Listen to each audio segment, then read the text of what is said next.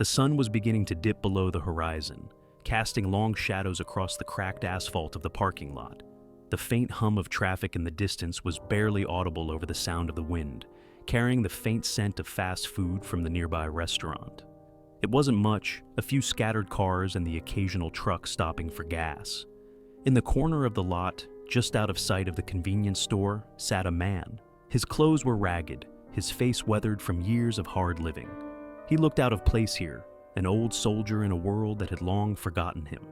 Tom Grizzly Harrington, a man in his early 50s, sat with his back against the side of the building. His eyes were tired but alert, scanning the lot as he always did.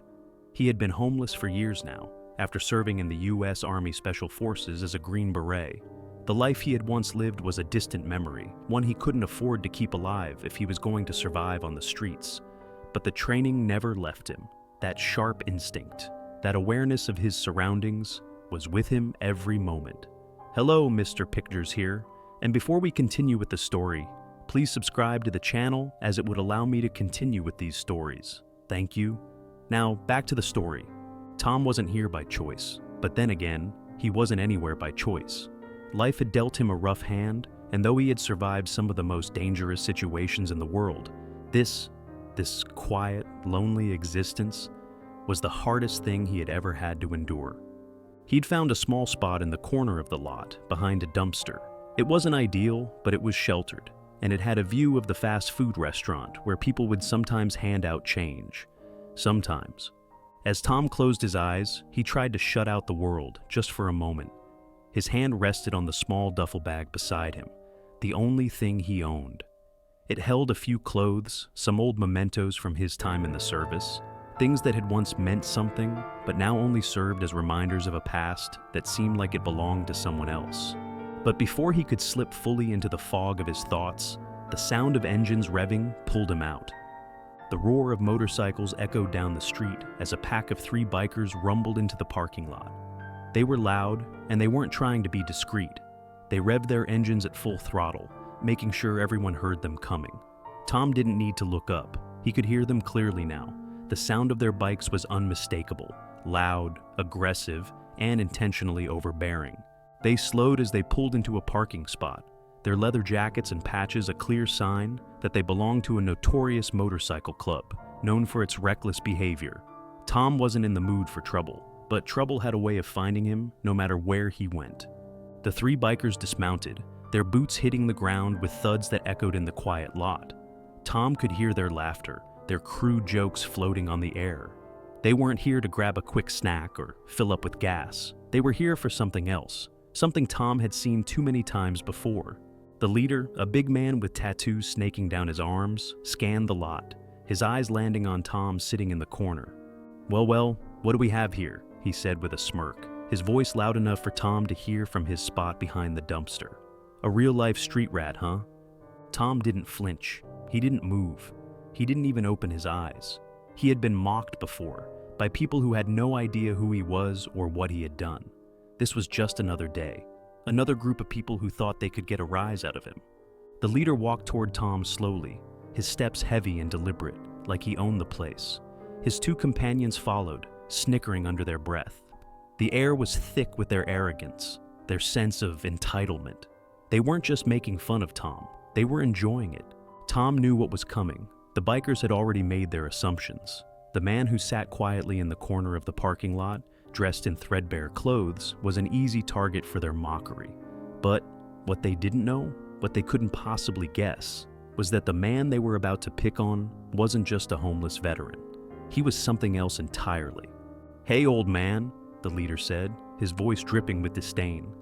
"You homeless or just pretending to be? You look like you've been here for a while, haven't you? Been begging for scraps all day, huh?" The 2 other bikers laughed, the sound loud and mocking, echoing through the lot. Tom's eyes remained closed, his breathing slow. He knew if he reacted, if he gave them the satisfaction of a response, they would just escalate. So he stayed silent, letting them think they had the upper hand. But the leader wasn't done. He stepped closer, leaning down over Tom, his shadow falling across the veteran's face. "What's your deal, huh? You think you're too good for a job? Too good to get a real life? Maybe you should get off your ass and try contributing to society for once. Or are you just waiting for the next handout? Tom's jaw clenched. The insults were nothing new. He had heard worse in his time, both on the battlefield and in his own country. But the arrogance, the condescension, those were things that could never be ignored. His body tensed, but he didn't open his eyes. He couldn't. The bikers wanted to see him react. They wanted to see him get angry, to give them an excuse to escalate the situation. But that's not what they would get. The leader, clearly growing frustrated with Tom's lack of response, kicked his bag, sending it skidding across the pavement. The motion was sudden, sharp, an attempt to break Tom's stillness. Tom's eyes flicked open, his gaze piercing through the dimming light, focusing on the man who had just kicked his bag. The leader smirked, clearly pleased that he had gotten a reaction. "What? You gonna cry over your bag? Oh wait, what's in here? Some old army medals? Maybe a few dog tags? Maybe you should just go back to your war and leave us alone." The two other bikers stepped closer now, pushing Tom's duffel bag around like a toy. They laughed, but the laugh had a cruel edge to it. For a moment, Tom said nothing. He didn't need to. He had already measured the situation. He could see their movements, their arrogance, and how they thought they were the ones in control. But then, without warning, Tom moved. He stood up suddenly, his movement swift and deliberate. And in a fluid motion, he grabbed the leader's wrist with a grip so tight it nearly crushed his bone. The man gasped, his eyes widening in surprise as Tom twisted his arm, using the biker's own momentum to force him to the ground with a single, clean movement. The bikers froze, their faces slack with disbelief. They had underestimated him. They had underestimated the man sitting in the corner, the one they had thought would cower, the one they thought was nothing but a week-old soldier, an easy target for their bravado. Tom's eyes were cold now, sharp. He didn't need to say anything. His silence was enough. The leader, sprawled on the ground, looked up at him, his mouth agape, trying to process the sudden shift in power. His friends stood still, unsure of what to do. Tom didn't waste any more time. With one smooth motion, he stood over the fallen man, his eyes locked on the other two bikers. They were finally realizing their mistake. "You made a big mistake," Tom said quietly, his voice low and calm, but with a power behind it that made the bikers hesitate.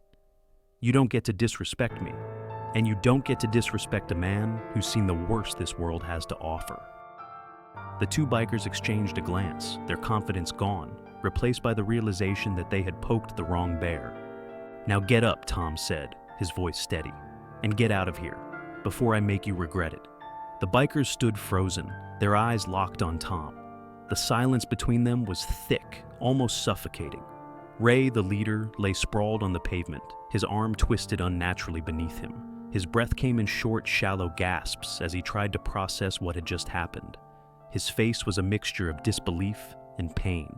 He hadn't expected this. He hadn't expected the man they had mocked, the one they thought was a weak, broken veteran, to turn out to be something else entirely. Tom stood above him, his eyes cold and unwavering, his stance calm but powerful. His hands were still steady at his sides, like he hadn't just taken down the biggest guy in the group. The other two bikers, who had been laughing and egging Ray on just moments before, now stood in a tense silence, their confidence completely shattered.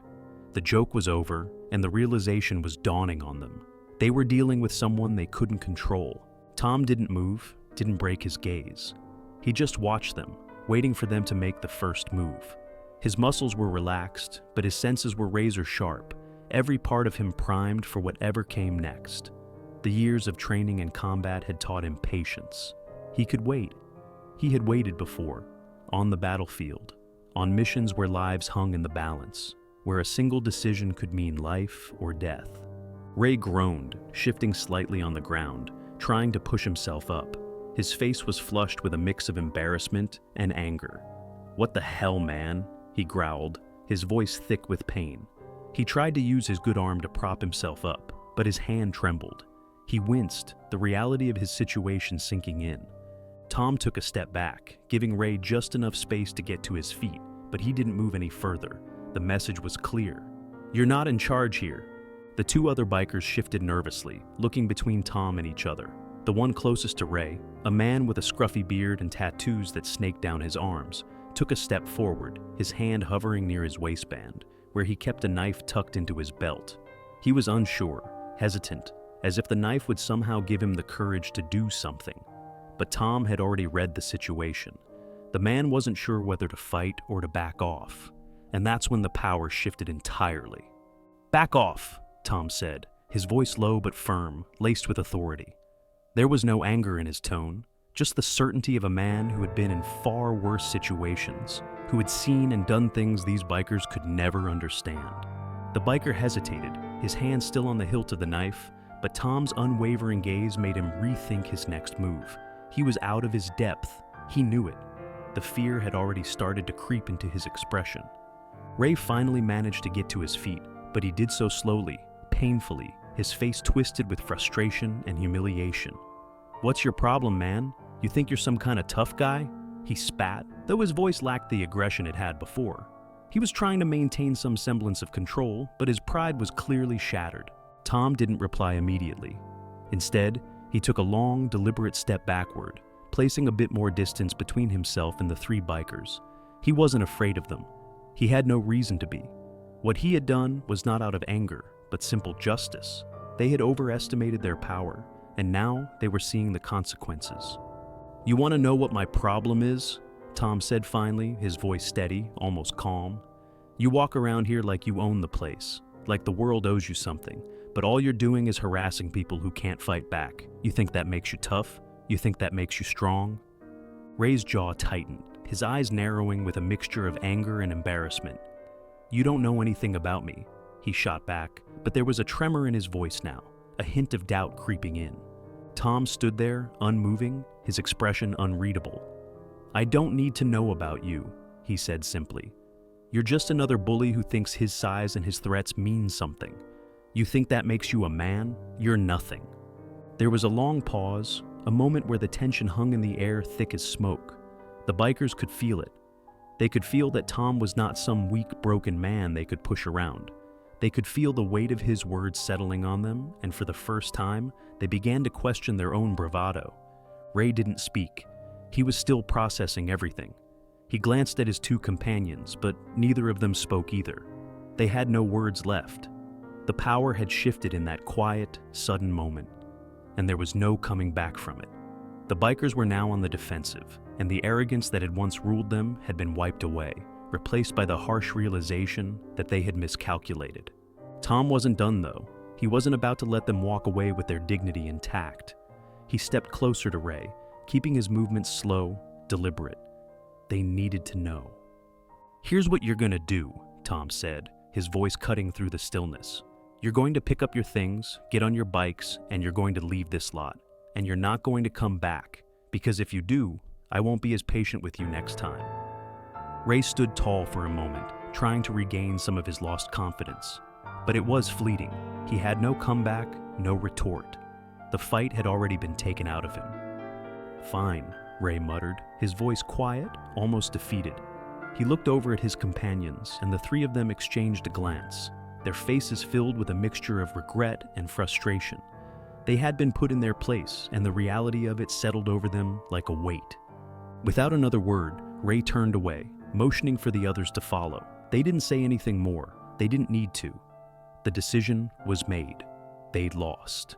As the bikers climbed onto their motorcycles, revving the engines to life, Tom stood still, his gaze never leaving them. He didn't watch them ride off. He didn't need to. They were gone, and the lot was peaceful again. Tom took a long, slow breath, the adrenaline finally leaving his system. He had handled it. The bikers had thought they could push him, thought they could make him bow to their will. But they had learned the hard way that the world wasn't always as it seemed. Tom wasn't just a homeless man. He wasn't just a soldier who had fallen on hard times. He was a Green Beret, and sometimes the quietest men held the most power. The silence returned to the parking lot, broken only by the soft rustling of the wind and the distant hum of passing cars.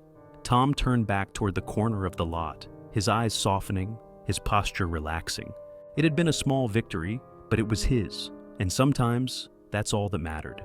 The rumble of the bikers' engines faded into the distance, leaving behind the quiet hum of the parking lot. The only sound now was the occasional chirp of crickets, the air thick and still as the night crept in.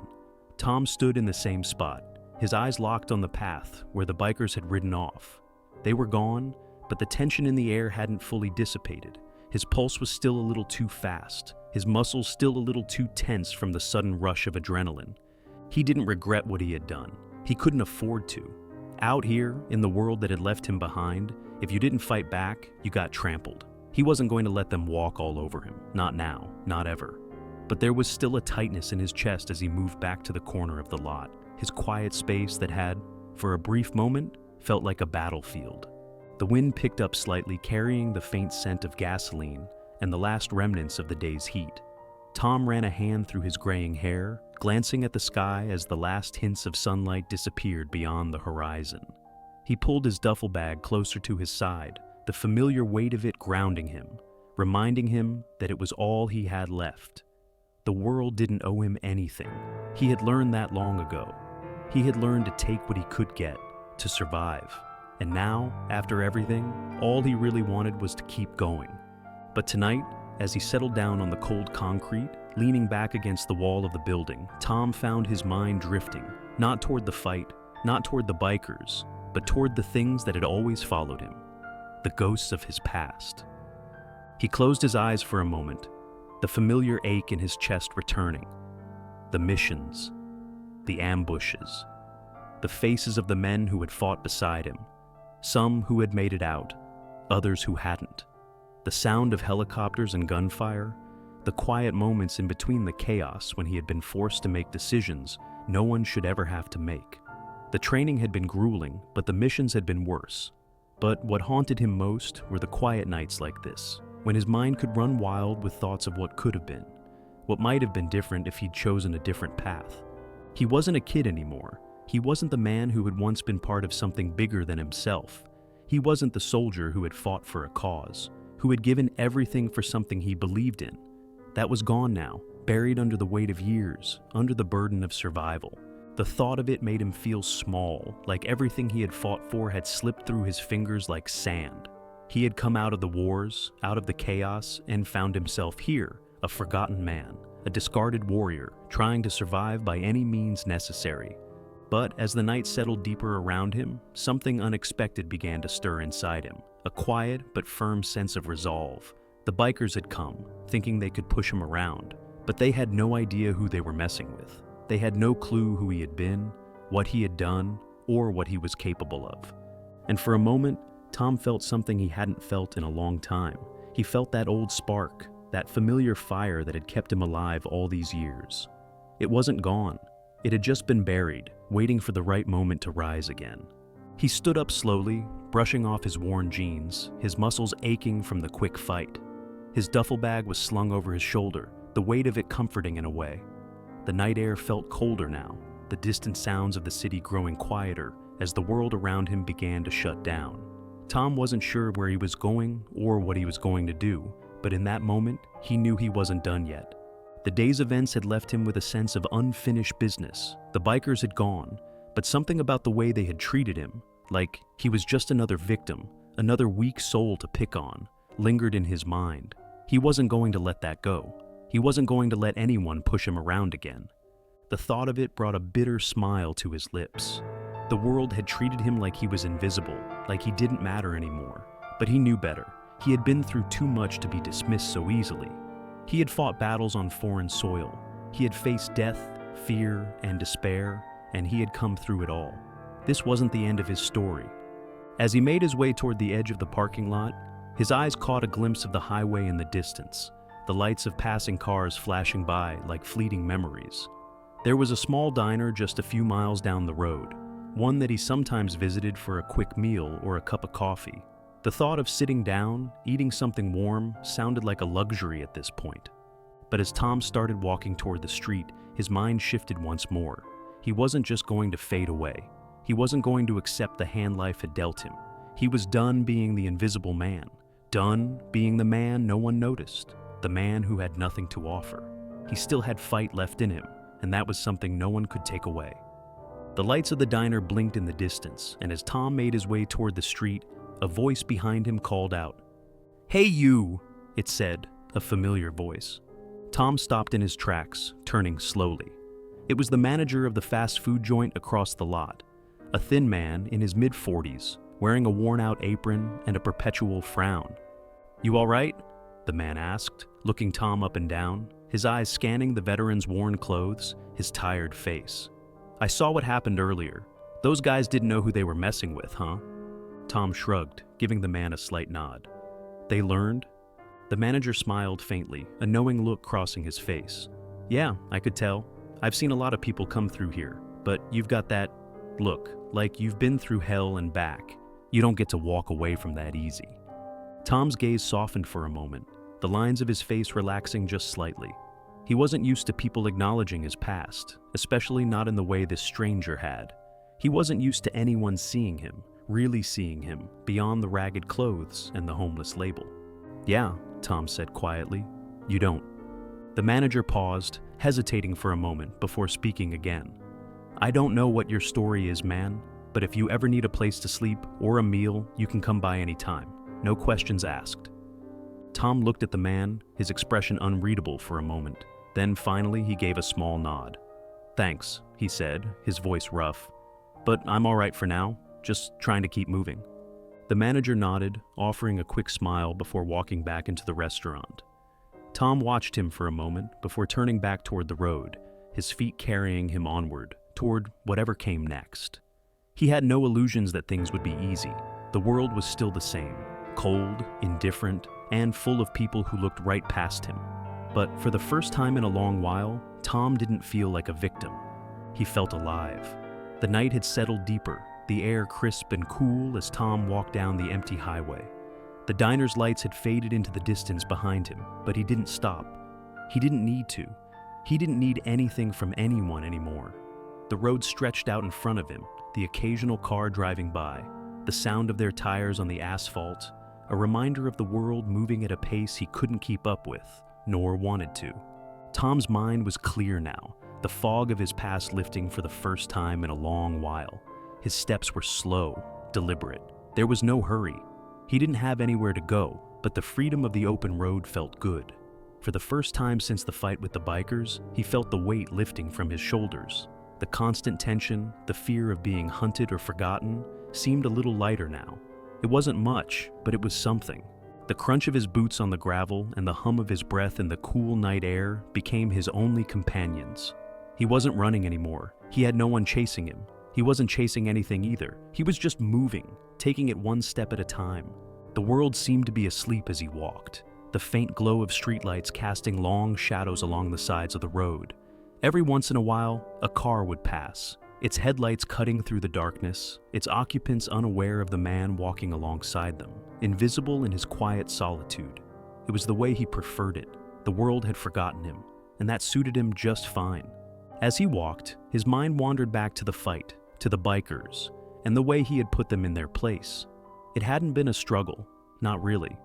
They had expected him to fold, to be the easy mark they thought he was. They had no idea who they were messing with. Tom smiled to himself, the corners of his mouth twitching slightly. The power had shifted quickly, as it always did when someone underestimated him. It had been years since he'd felt the rush of being in control of a situation like that. Years since he'd had to put someone in their place. Back then, it had been about survival. Every move had to be calculated. Every step had to be precise. This time, it was different. He paused at the edge of a parking lot, the flicker of a neon sign drawing his attention. It wasn't the diner he had passed earlier, but it was another establishment. A bar tucked away on the corner, with a few cars parked out front. The thought of a drink and a place to rest crossed his mind, but he didn't feel the need to rush into it. The road was still calling him, and he didn't want to linger in one place for too long. But as he stood there, debating whether to move on or head inside for a moment of warmth, he saw a man sitting outside, slouched in a chair under a dim porch light. The man looked older, maybe in his 60s, his face lined with years of hardship, his clothes worn and dirty. He had the air of someone who had been on the streets for too long. Tom hesitated for a moment. He wasn't looking for company, and he certainly wasn't in the mood to be asked about his life or his past. But the man's eyes, tired but sharp, caught Tom's attention.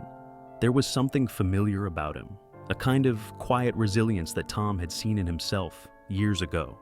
Without thinking, he walked over to the man, his steps slow but purposeful. "You got a light?" the man asked, his voice raspy, barely a whisper. Tom didn't answer right away. Instead, he reached into his pocket and pulled out a pack of matches, handing it over to the man.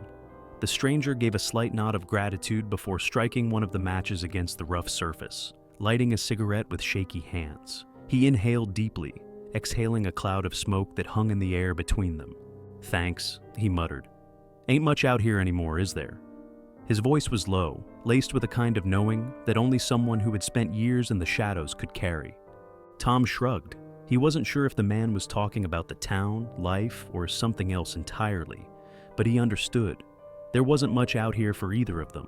The world had a way of leaving people behind when they were no longer useful. People like him, like this man, forgotten. "Life's tough," Tom said quietly, not wanting to give too much away. He wasn't in the mood for small talk, but there was something about the man's tired eyes that made him want to speak. The man chuckled softly, the sound rough and dry.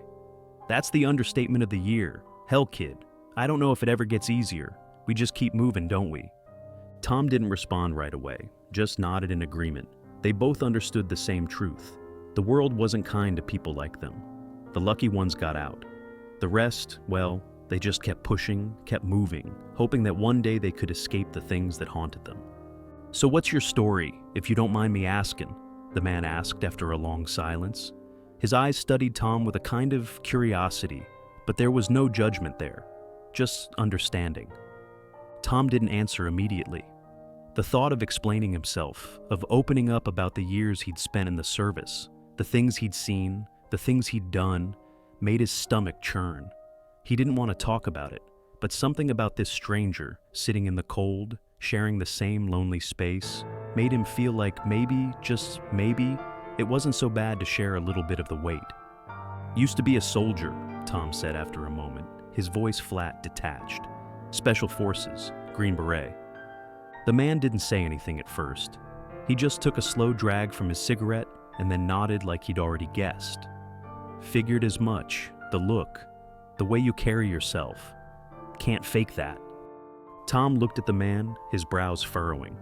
"What do you mean I can't fake that?" The man gave a slow, tired smile. "You've got the eyes, kid. Seen too much, been too many places. Some of us just wear it better than others. But it don't go away." Tom looked away, the weight of the words settling on his chest like a stone. He hadn't realized how much he had been carrying until now. The battles he had fought were over, the wars had ended, but the war within himself had never ceased. It had never stopped eating away at him, piece by piece. "I don't need to be reminded of it," Tom said quietly, his voice tinged with regret. The man nodded again, flicking the ash off his cigarette. "Yeah, well, we all have our demons. Some of us just don't get to let go of them." For a long moment, neither man spoke. The hum of the highway in the distance was the only sound that filled the space between them. Tom glanced up at the sky, the stars beginning to appear in the deepening night. He could feel the weight of his past pressing in again, but somehow, this time, it didn't feel as heavy. Maybe because he wasn't carrying it alone anymore. Finally, Tom stood, his legs stiff from sitting for so long. "I should go," he said, his voice quieter now. "Got a long way to go." The man nodded, flicking his cigarette away. "I hear ya. Don't let the world swallow you up, kid." Tom gave him a small, acknowledging nod before turning and walking away, the sound of his boots on the pavement soft in the still night air. As he walked toward the road, the sense of solitude that had been so overwhelming earlier seemed to have softened, just a little. The world was still out there, still cold, but it didn't feel so lonely anymore. For the first time in a long while, Tom felt like he wasn't completely lost. He didn't know where the road would take him, or how it would end, but for the first time in years, he felt the possibility of something more, something worth fighting for, something worth living for. The road stretched ahead of Tom, the asphalt gleaming faintly under the dim glow of the streetlights. The night air was sharp against his skin, and the sounds of the city seemed to fade with each step. As he walked, the small, unnoticed world around him felt almost peaceful. Yet, there was still a weight on his chest, a heaviness that had yet to fully lift. He hadn't expected to feel any different after the confrontation with the bikers, but as he walked away from the parking lot, He couldn't deny that something inside him had shifted. It wasn't a drastic change, but it was enough to make him feel like he wasn't as invisible as he once had been. The thoughts that had been gnawing at him, about his past, about the things he'd done, began to resurface, but they no longer haunted him quite as sharply. He had confronted them, at least in some small way. The bikers, the mocking, the insults, they had been a reminder of everything he had fought to leave behind. But that wasn't who he was anymore. The things that had defined him in his younger years, the soldier, the warrior, were now just pieces of a life that felt like it belonged to someone else. Tom didn't need to carry that anymore. He had learned that much, even if it had taken years of struggle, of loneliness, of falling further down into the depths of despair before he finally understood it. He wasn't defined by his past, not by the scars on his body or the ones on his soul. And in that moment, walking down the road in the cool night air, he realized that he had the power to decide who he was going to be next. He wasn't some washed-up soldier. He wasn't a man just passing through life. He was a survivor, a man who had lived through hell and come out the other side still standing. And that, no matter how quiet or small his victories seemed, was something worth holding on to. As he neared the next stretch of road, he saw the faint glow of neon lights up ahead. Another diner, another place that might offer a hot meal and a few hours of rest. His stomach growled, a reminder of how long it had been since he had eaten anything substantial. But Tom didn't rush toward the diner this time. Instead, he slowed his pace, allowing the silence of the night to settle over him again, wrapping him in a peace he hadn't realized he was capable of finding. As he passed by, he noticed the manager of the diner outside again, sitting at a small table by the door. The man waved, his face lighting up with a kind of quiet recognition. Tom paused, his eyes meeting the manager's for a moment. The man was about to speak, but Tom stopped him with a simple gesture, his hand up in the air. "Thanks, but I think I'll keep moving tonight," Tom said, his voice calm, almost serene.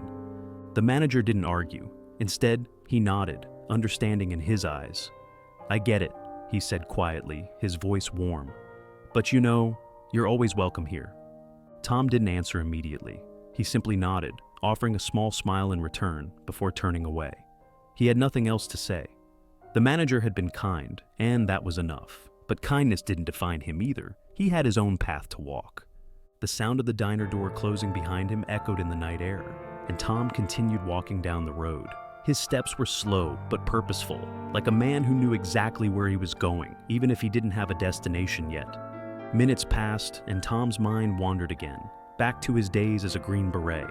He thought of the jungles and the deserts, of the places where life and death were decided in seconds. He thought of the men he had fought beside, brothers in arms, and of the ones who didn't make it back. The memories of them, of those days, would never go away. But for the first time, Tom didn't feel the crushing weight of regret or grief when he thought of them. They had fought for something bigger than themselves, and that was enough. The sky above was clear now, the stars twinkling like tiny diamonds scattered across the dark fabric of the universe.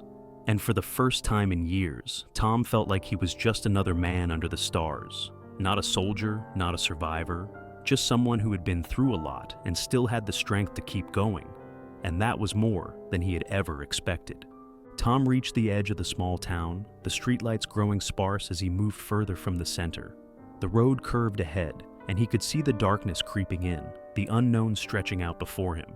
It didn't scare him. There had been days when he would have welcomed the peace of oblivion, when he would have let the darkness swallow him whole. But now, as he stood at the edge of everything, he felt a strange peace settling over him. He wasn't alone, not in the way he had thought, not anymore. The world might have forgotten him, but that didn't matter. He hadn't forgotten himself. As Tom walked, the thought of returning to the streets, to the places where he had once felt like nothing, no longer felt like a curse. The world had a way of testing you, of trying to break you down, but that didn't mean you had to stay broken. He had learned that much. No matter how many times life knocked him down, he had always gotten back up. He didn't know what the future held. He didn't have a plan. But for the first time in a long time, Tom didn't need a plan. He was walking forward, one step at a time, and that, for now, was enough.